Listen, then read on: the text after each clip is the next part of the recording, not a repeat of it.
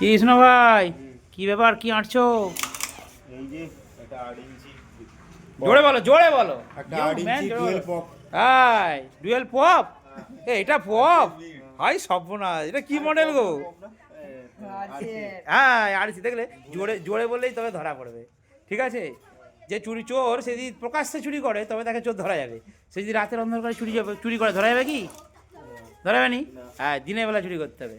তো বন্ধুরা যাই হোক, আপনারা দেখুন আপনাদের জন্য আজকে রেডি হয়েছে 8 ইঞ্চি 2 RCA মিড, খতরনাক।